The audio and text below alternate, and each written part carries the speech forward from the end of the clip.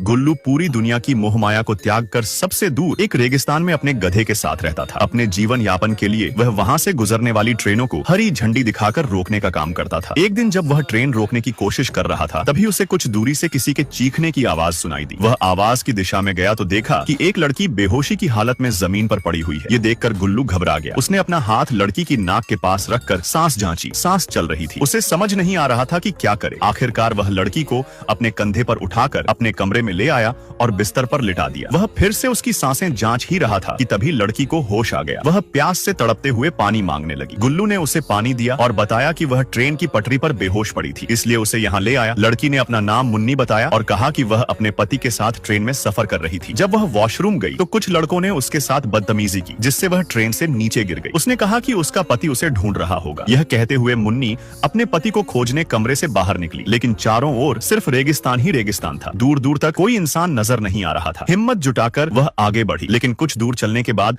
अचानक बेहोश होकर गिर पड़ी। होश में आने पर उसने देखा कि गुल्लू उसे फिर से अपने कमरे में ले आया है। गुल्लू ने उसे समझाया कि उसका पति उसे ढूंढते ढूंढते खुद यहाँ पहुंच जाएगा, इसलिए चिंता न करे। रात होते ही गुल्लू मुन्नी के लिए खाना लेकर आया। थाली में देखकर मुन्नी हैरान रह गई। चावल पानी में भीगे हुए थे। गुल्लू ने बताया कि यहाँ दूर दूर तक खाने को कुछ नहीं मिलता। उसने कई सालों से चावल इकट्ठा करके रखे थे। मजबूरी में मुन्नी ने भीगे हुए चावल खा ली। इसके बाद गुल्लू ने बिस्तर पर मुन्नी के लिए जगह बनाई और खुद जमीन पर सोने लगा। लेकिन घबराहट के कारण मुन्नी को नींद नहीं आ रही थी। वह बार बार गुल्लू की ओर देख रही थी, कहीं वह उसके साथ कुछ गलत न कर दे। गुल्लू उसकी बेचैनी समझ गया, इसलिए वह बाहर जाकर अपने गड्ढे से बातें करने लगा। जब मुन्नी बाहर आई तो देखा कि गुल्लू ठंड से कांप रहा था। उसने उसे अंदर आने को कहा, लेकिन गुल्लू ने मना कर दिया। अगले दिन मुन्नी एक भयानक सपने से जागी। गुल्लू उसके लिए काली चाय लेकर आया, लेकिन मुन्नी को दूध वाली चाय चाहिए थी। गुल्लू ने बताया कि वह कई सालों से सिर्फ काली चाय ही पी रहा है। उसने यह भी बताया कि उसके पास एक टेलीफोन है, जिससे उसे पता चल जाता है कि ट्रेन कब आएगी। फोन आने पर वह उसके बारे में सूचना दे देगा और फिर वह घर जा सकेगी। तभी अचानक टेलीफोन की घंटी बजती है। गुल्लू फोन उठाकर मुन्नी के बारे में बताने ही वाला था कि मुन्नी फोन काट देती है। यह देखकर गुल्लू को अजीब लगता है। तभी मुन्नी उसे अपना सच बताती है कि वह जानबूझकर ट्रेन से कूदी थी। यह कहते ही वह अपने अतीत में चली जाती है। मुन्नी एक न्यूरो सर्जन थी। एक दिन उसके पास मन्नू नाम का एक मरीज आया, जो अपनी पत्नी की मौत के सदमे में मानसिक रूप से असंतुलित हो गया था। मुन्नी ने उसका इलाज डॉक्टर बनकर नहीं, बल्कि एक दोस्त बनकर करना शुरू किया। वह पूरा दिन मन्नू के साथ बिताने लगी, जिससे उसमें काफी सुधार होने लगा। धीरे धीरे मन्नू